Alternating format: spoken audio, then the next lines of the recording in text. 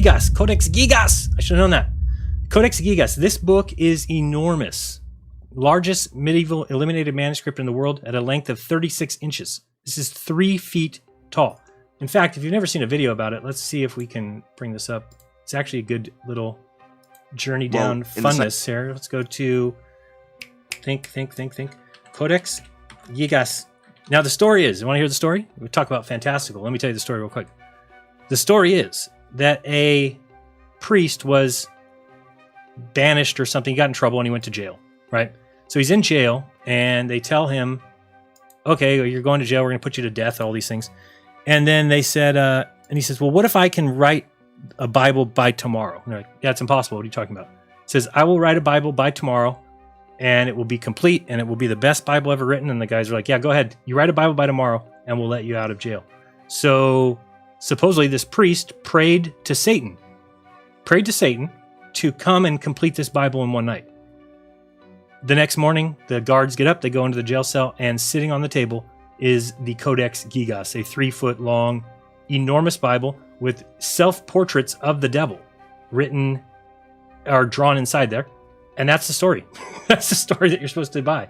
That it was written in one night by one priest who, and people have like looked into it, and it's one writer. So it is one person who made it. It's not multiple writers. It is one person who did. Nobody knows how you could. It would take forever to make this book. I'm certainly not saying Satan wrote it. You might believe that. Let's see if occult history explains. As far as ancient, mystical, it is very mystical and crazy. Forbidden books go, most people are quick to think about tomes such as the Necronomicon, or perhaps some Kabbalistic texts that remain shrouded in Bohemian monasteries where it was penned, deemed it as cursed, and its author as a conspirator with Satan. It would become to be known as the Codex Gigas. But now, hey, for all I know, maybe it's true. I've said before, if you pray to Satan or you ask for help from demons, I don't know what possibilities could happen. So for all I know, if you did pray and ask Satan that you tell him you give him your soul and you give him all these things, maybe he would come and do a Bible for you in one day. I don't know. Dark origins and eerie depictions, not to mention its monstrous size, the book would quickly earn its moniker as the Devil's Bible. I want to see if they show legendary it. Yeah, this is inches wide. Look how big it is. And it's almost 9 inches thick. A book so encumbering that even opening the damn thing and turning its pages is thought to be a hassle in itself. It's also famous for the strange and creepy illustrations of the devil that feature throughout the book. And they say, too, they've done like a study on it, that it would take one person 30 years to make this book. And it's written by one person. But it would take 30 years. Not the typical red devil with horns that we're used to seeing, but something because every bit of it is handwritten. Mortal means anyway.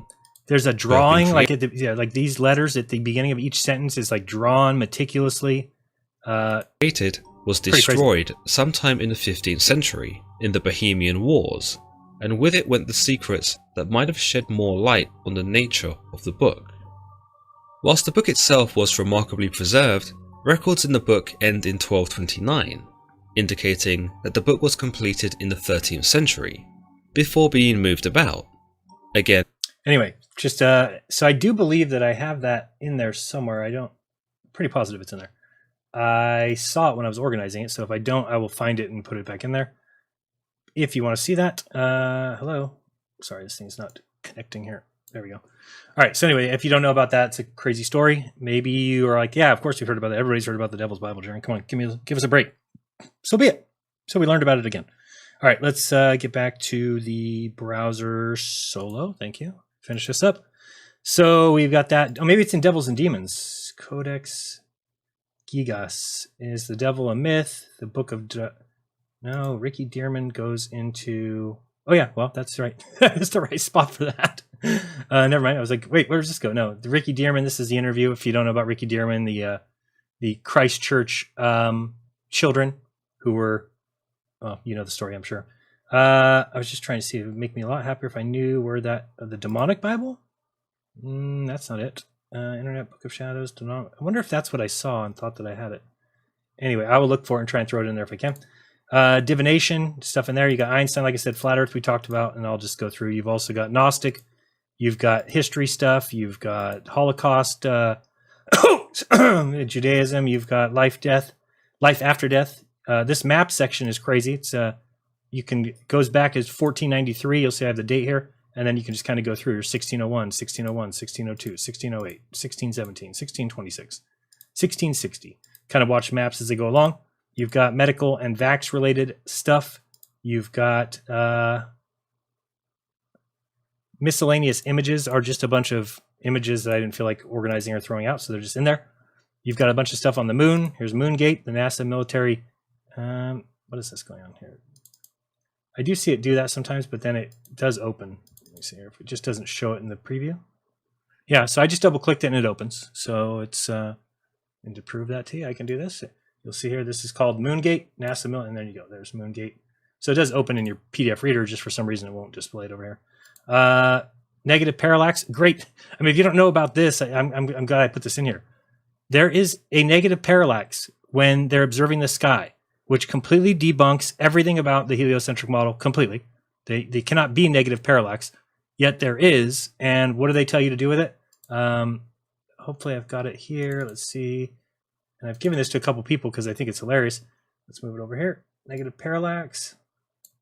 I was hoping I would find it right away, but let's see. List of parallaxes published since whatever reasons or chance may exist for the appearance of negative parallaxes, as they must exist, it seems inevitable to conclude that their distribution of size in the right ascension is related to the parallaxes of comparison stars.